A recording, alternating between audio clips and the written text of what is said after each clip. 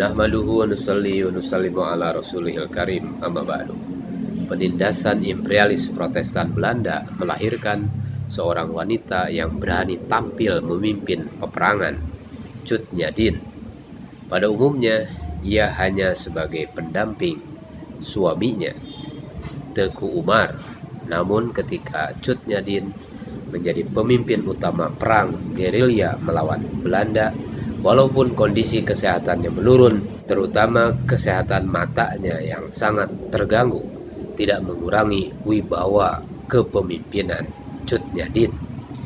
Sebenarnya Cut Nyak-dien tidak pernah mengikuti pendidikan militer secara formal, tetapi kepemimpinannya mengakibatkan pihak Belanda menderita kerugian yang besar dan banyak pula serdadunya yang tewas. Efeknya, serdadu Belanda pun kesulitan dalam melakukan penyerangan.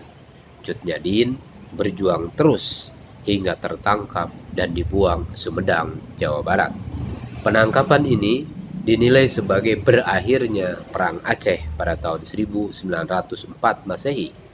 Namun kenyataannya perang gerilya secara kelompok maupun secara individual terus berlangsung. Para patriot Aceh tetap melancarkan perlawanan terhadap Belanda dan pembantu setianya, Ulu Balang.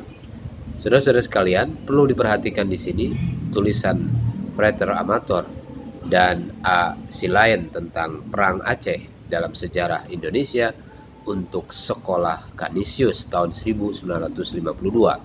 Buku tersebut dituliskan sebagai interpretasi yang memihak kepada penjajah, seperti di dalam penjelasan ini. Sesudah Perang Aceh selesai, Van Hertz diangkat menjadi wali negara. Ia merubah cara pemerintahan di Indonesia. Pada saat itu pemerintah menumpahkan perhatiannya kepada Pulau Jawa saja. Pulau-pulau seberang tidak diindahkannya.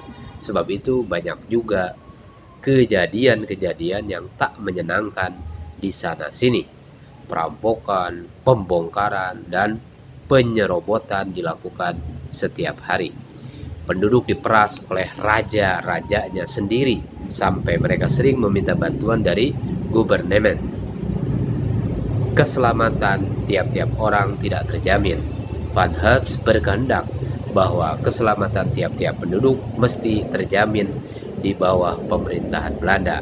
Ia bertindak dengan kekerasan. Dipaksanya 250 orang raja-raja untuk menandatangani perjanjian pendek, Korte Verklaring. Sejak itu, penduduk bersama-sama dengan aman dan sentosa. Saudara-saudara sekalian, kita lihat pernyataan yang telah saya sebutkan ini. Dari buku tersebut, Frater Amator dan A. Silayen mencoba membalikkan pikiran siswa-siswa SMP Kanisius dengan penafsiran yang bertolak dari pandangan Nirlando-sentrisme, membenarkan penjajahan dan merendahkan gerakan perlawanan bersenjata dari para patriot bangsa yang dinilainya sebagai perampok. Saudara-saudara sekalian, diajarkan oleh Frater Amator dan A. Silayen bahwa di bawah kekuasaan raja-raja Aceh, rakyat menjadi tertindas. Sebaliknya justru di bawah penjajahan kerajaan Protestan Belanda dan pemerintah kolonial Belanda, rakyat Aceh dapat hidup aman tentram.